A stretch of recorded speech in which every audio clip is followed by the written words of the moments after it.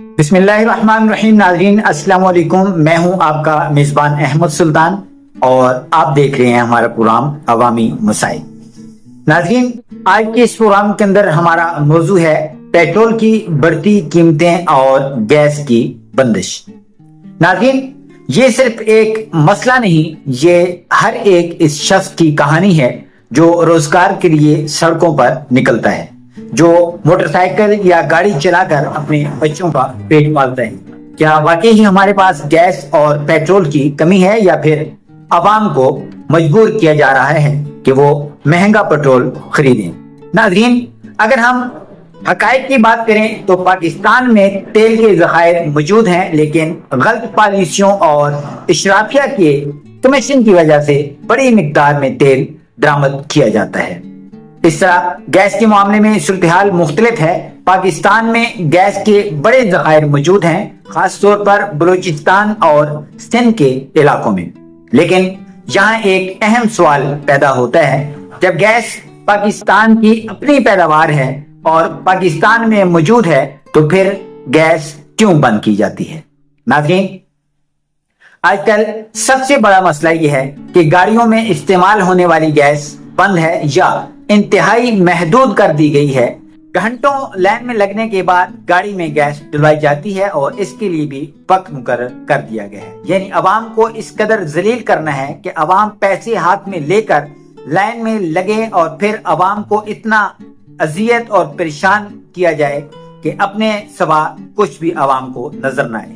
سی N G stations بند پڑے ہیں، L P G gas مہنگی سے مہنگی ہوتی جا رہی ہے، عام شہری پریشان ہے کہ وہ اپنے اور اپنے اہل خانہ کی زندگی اور 2 وقت کی روٹی کیسے پوری کرے۔ مہنگے پیٹرول سے بچنے کے لیے گیس استعمال کرتے تھے، آج وہ مجبور ہو چکے ہیں کہ دوبارہ پیٹرول پر آ جائیں، اور حکومت کی یہ گندی پالیسی اسی لیے ہے کہ گیس کی مصنوعی بندش کی جائے اور پھر عوام کو پیٹرول ڈلوانے پر مجبور کیا جائے، اور جب پیٹرول کی مانگ بڑھے گی تو پھر آٹومیٹک ہی اس کا ریٹ بھی بڑھانے میں آسانی ہوگی۔ ناظرین یہ صرف ایک سہولت کا مسئلہ نہیں، یہ براہ راست عوام کی جیب پر حملہ ہے۔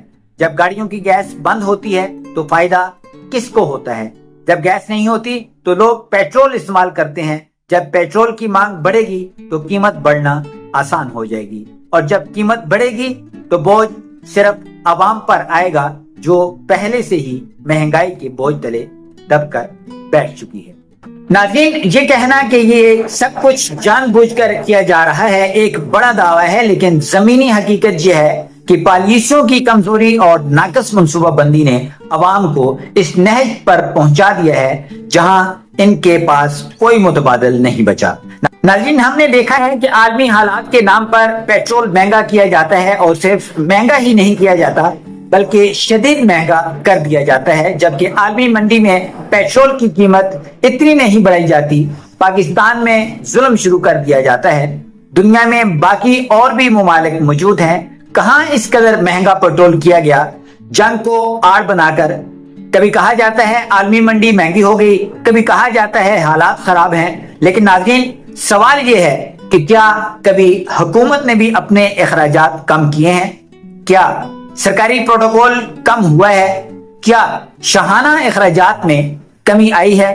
ایک طرف عوام ہے جو مہنگے پیٹرول اور بند گیس کے درمیان پس رہی ہے، اور دوسری طرف وہ نظام ہے جہاں اخراجات کم ہونے کا نام نہیں لیتے۔ ناظرین حکومت اربوں روپے کا جہاز اپنے استعمال کے لیے خرید سکتی ہے، کیا وہ واقعی غریب ہوگی؟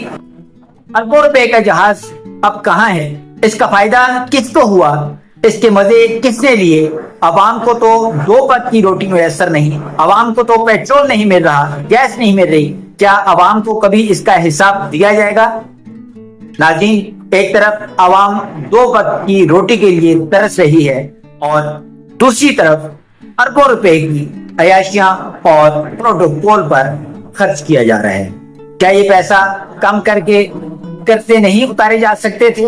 لیکن حقیقت یہ ہے کہ قرض حکمرانوں نے نہیں دینا بلکہ اس عوام نے دینا ہے۔ ناظرین پاکستان وسائل سے مالا مال ملک ہے، لیکن بدقسمتی سے یہ وسائل عوام تک نہیں پہنچتے. یہ مہنگائی، یہ گیس کی بندش، یہ پیٹرول کی قیمتوں میں اضافہ، یہ سب صرف غریب کے لیے ہے. امیر کے لیے تو پاکستان آج بھی سونے کی چڑیا ہے. ناظرین، وقت آ چکا ہے کہ ہم سوال کریں، اپنے حق کے لیے آواز اٹھائیں. لیکن جیسے ہی سوال کیا جاتا ہے فوراً کہا جاتا ہے کہ یہ ریاست کے خلاف ہے. ایسے حالات میں عوام مجبور ہو جاتی ہے. پھر مجبور ہو کر عوام یہی کہتی ہے کہ چپل مارنے والا بڑھا دو. اور اگر کوئی پوچھ لے کہ یہ چپل کیوں مارے جا رہے ہیں تو پھر اسے خاموش کرانے کی کوشش کی جاتی ہے، اسے غائب کر دیا جاتا ہے اور پھر اسے قتل کر دیا جاتا ہے. بس یہی انصاف ہے ہمارے ملک کا اور یہی حقیقت ہے. ناظرین، یاد رکھیں، سوال کرنا جرم نہیں، حق مانگنا جرم نہیں، آواز اٹھانا جرم نہیں. یہ ہر پاکستانی کا حق ہے. یہ منصفانہ تقسیم ہو جائے تو نہ گاڑیوں کی گیس بند ہوگی اور نہ ہی عوام مہنگے پیٹرول پر مجبور ہوگی.